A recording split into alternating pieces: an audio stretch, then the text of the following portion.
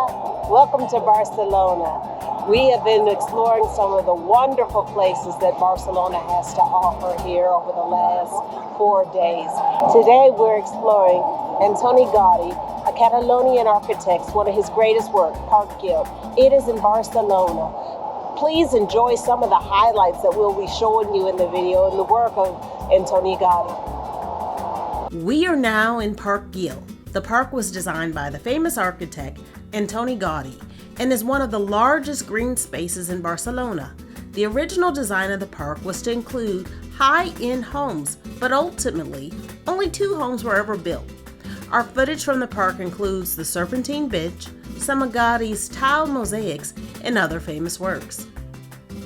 A visit to Barcelona would not be complete without a stopover to Sagrada Familia. This breathtaking Gothic-style cathedral is probably Gaudí's most famous work. Work on the cathedral started in 1882, and it is still not yet completed. The influence of nature and light penetrates this work, and is balanced by every detail and intricacy of both interior and exterior sculptures.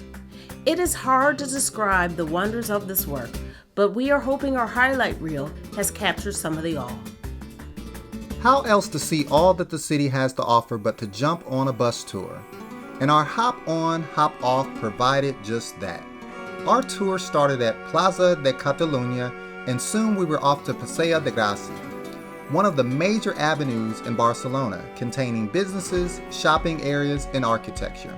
Yes, look closely and you'll probably notice Antoni Gaudí's work, including Casa Milla and Casa Bastillo. Our tour also took us to Barcelona Sants, where we picked up our high-speed train to Seville. We were also able to go up Mount Juic, where we viewed the cable cars, the castle, and the site of the 1992 Olympic Village. Our highlights of our bus tour include views from the seaside, including the World Trade Center, Port Vell, and Christopher Columbus Monument. While visiting the port, we also encountered one of the many Christmas festivals that we saw throughout the city. While in Barcelona, we stayed at the NH Collection Barcelona Grand Hotel Caldwell on La Rambla. The accommodations, customer service, and location were all great. The hotel provided an array of fresh fruits, danishes, cheese, meats, and other hot and cold breakfast options, in which we delighted on most days. Since the location was in the heart of Barcelona, we were also able to do our fair share of people watching in the evening from the hotel's front lounge. This is also where we ate our evening gelato. While in Barcelona, make sure you check out La Boqueria. It is a market located on La Rambla near the Gothic quarters. The market offers a huge selection of fresh fruits, meats, fish, and jamón. The jamón is the Iberian cured ham that is quite popular throughout Spain. The Gothic Quarter is one of the oldest areas in Barcelona, with its history dating back over 2,000 years. The narrow medieval streets are now filled with shops and restaurants, but within those streets still remain remnants of the city's great history, including ruins from the Roman walls and temples. In the center of the Gothic Quarter stands the Barcelona Cathedral, that is adjacent to the Plaza de Rio, the royal palace built by King Alfonso XII in 1919. Within the Gothic Quarter, we also learned about the Catalonian Christmas tradition of the cagotillo and the caganer, the poop log and the pooper. A trip to Spain would not be complete without experiencing the art of flamenco. The musicians and dancers embodied the rich culture experience while in Sevilla. We enjoyed a flamenco show and dinner at Tablo El Areno. The show and dinner were amazing, but we were only able to capture footage of the meal. Fortunately, we were also able to see local street performers demonstrating the art of flamenco at the Plaza de España.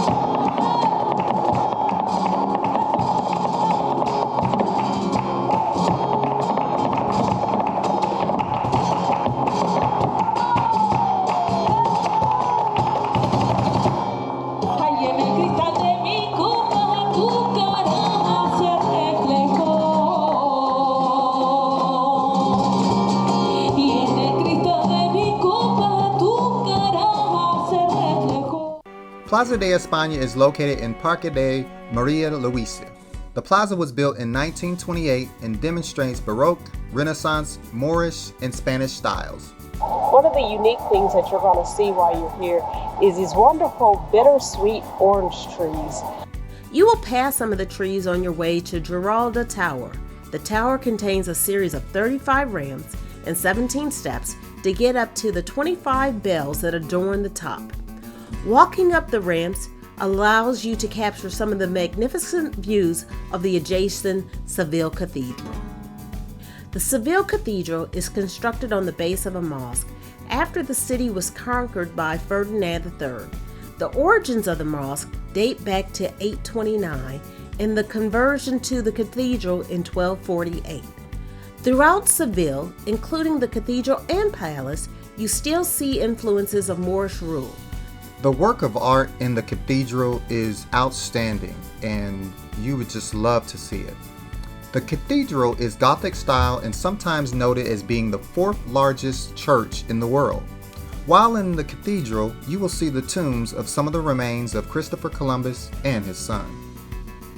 The real Alcazar, or also known as the Royal Alcazar, was built for King Peter of Castile after the territory was conquered by the Castilians. As we saw with the cathedral, the palace was built on the site of a Muslim dynasty and also bears the Mudéjar style. The palace is still used by the royal family and is the oldest palace in use in Europe. We were able to tour the lower floor of the palace, the gardens, and also the baths of Maria de Padilla. For you Game of Thrones fans, you probably recognize our shots from the gardens as well as the baths. While in Spain, you want to make sure you're able to preserve those gastronomy memories, so make sure to sign up for a Spanish cooking class. Our class took us to Triana Market.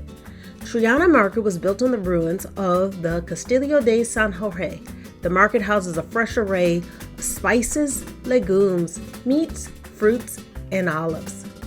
It is also where we had our Spanish cooking class. Our class welcomed us with fresh sangria and also exposed us to creating authentic salmorejo and paella. Once our stomachs were full, we also made it a point to purchase some olive oil and saffron for home. In the heart of Seville, you will discover the Barrio de Santa Cruz. Here we discovered a number of restaurants and stores, including some great gelato and pastry shops. The narrow cobblestone streets were all decorated for the holidays. And our bonus adventure allowed us to participate in one of their Holy Week traditions that included the parading of the Virgin de Rocio.